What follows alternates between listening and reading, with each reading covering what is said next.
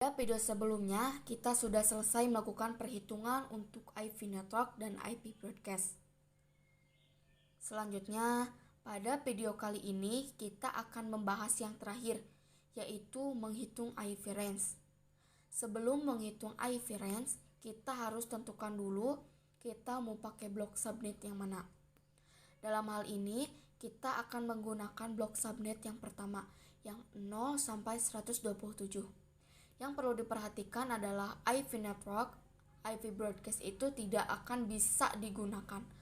Contohnya, kita mau mengkonfigurasikan IP address 192.168.0.0.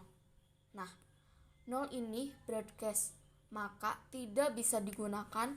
Kita akan mencoba ke paket tracer. Saya mau ke PC 2. Misal saya konfigurasikan 192.168.0.0. Subnet masknya saya bereskan. Langsung saya klik ini, hasilnya error.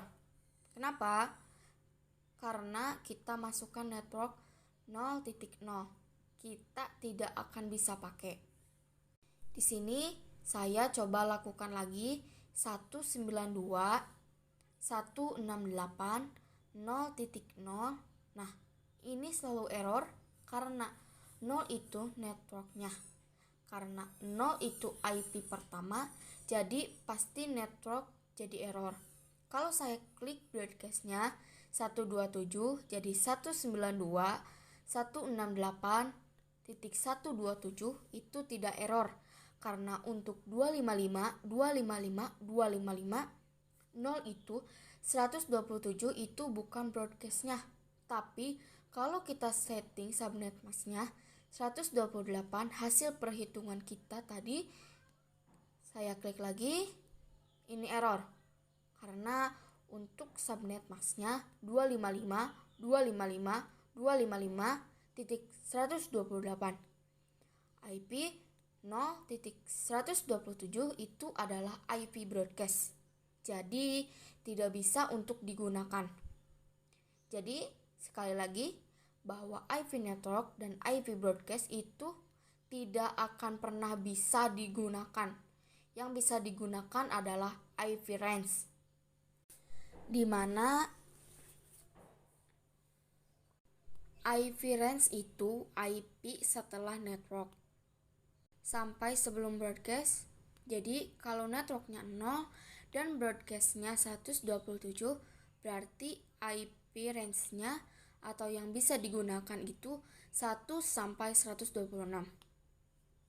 Jadi untuk blok subnet pertama, ini IP range atau yang bisa digunakan adalah titik 1 sampai titik 126, di mana angka ini akan mengganti angka IP terakhir yang kita gunakan. Jadi IP yang kita gunakan tadi 192.168.0,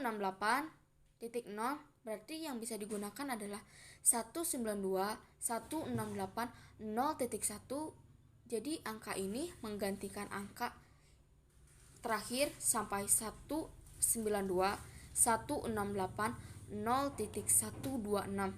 Jadi ini IP range-nya yang bisa kita gunakan. Sampai di sini kita sudah selesai untuk menghitung subnetting.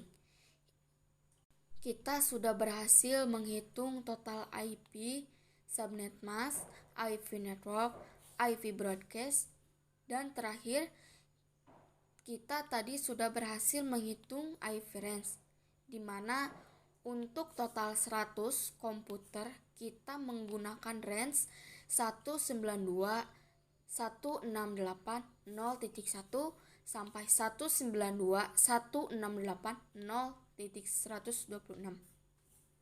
Saya rasa cukup untuk video kali ini.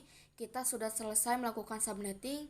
Pada video berikutnya, saya akan coba kasih contoh kasus lain untuk kita belajar subnetting. Sampai jumpa di video berikutnya.